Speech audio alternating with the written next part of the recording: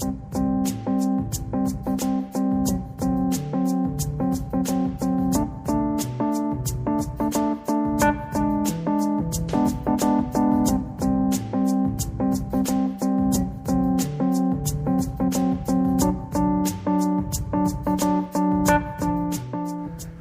I'm Patrick Reams with Commodity Technology Advisory. Today we're visiting with Mr. Doug Wendler, Managing Directors of the Americas Energy for OpenLink.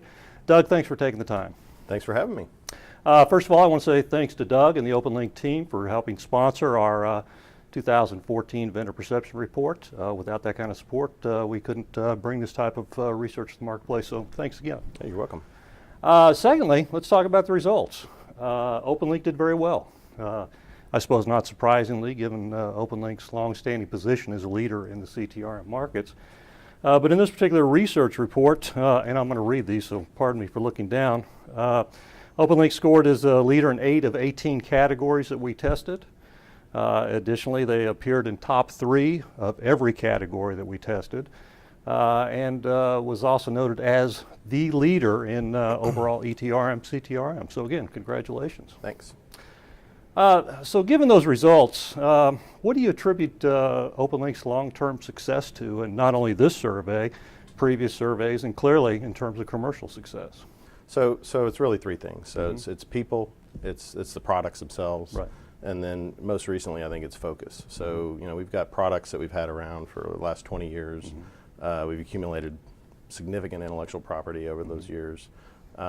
We have a great team in place, and I think in the recent years we've really done a good job of focusing that team in the market where the market's really hot. So I think that's really what it boils down to.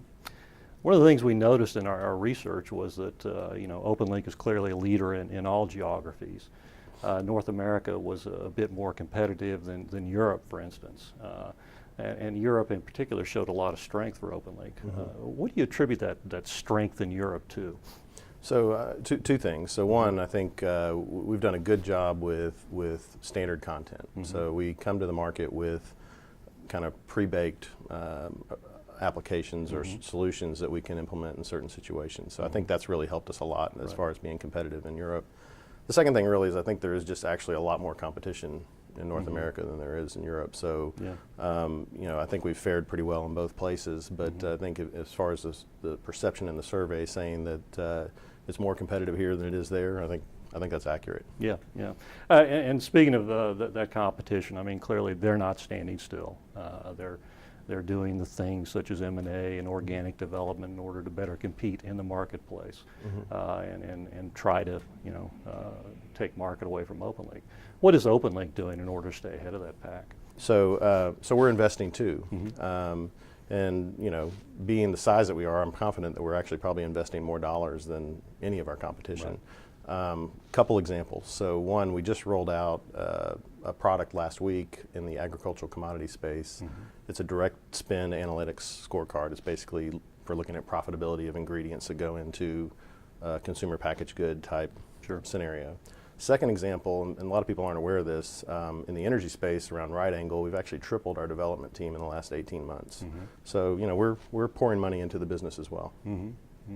Given OpenLink's history and market position, you guys have been servicing the largest commodity trading and commodity management companies in the world. Global scale companies, regional scale, national scale companies. But there's a perception in the marketplace that OpenLink doesn't move down market very well into the mid tiers and lower mid tiers. Is that an accurate perception? No, I mean I don't agree with the perception. However, to be fair, we're very aware of it, right? So it's something that we're aware that's in the market. But the reality, we actually have customers on both flagship products in the energy space, ranging from startups to super majors, right? So, and everywhere in between. So, I know the perception's out there. The reality doesn't hold. And the other thing that's really important is that for the smaller players that do use our flagship products, I mean, the ability for them to grow into a world-class, ultimate scale product is there. I mean, Yeah, so you can clearly scale as they organically move through the market. they're buying the same product that the super majors are. Yeah, Right. yeah. So it gives them the advantage of the capability, but also you guys can bring it to a point that it is affordable. For Well, them that the to do. total cost of ownership is affordable for the customers. Absolutely. Great. So that's all the time we have for today, Doug. I very much, again, appreciate you making the time in your day to visit with us. And again, I appreciate the support on the vendor perception research project. Thank you. Enjoyed it. All right, so that's it for us today. Again, I'm Patrick Reams with ComTech Advisory. Be sure to look for additional videos on our ComTechAdvisory.com website or on the CTRM Center.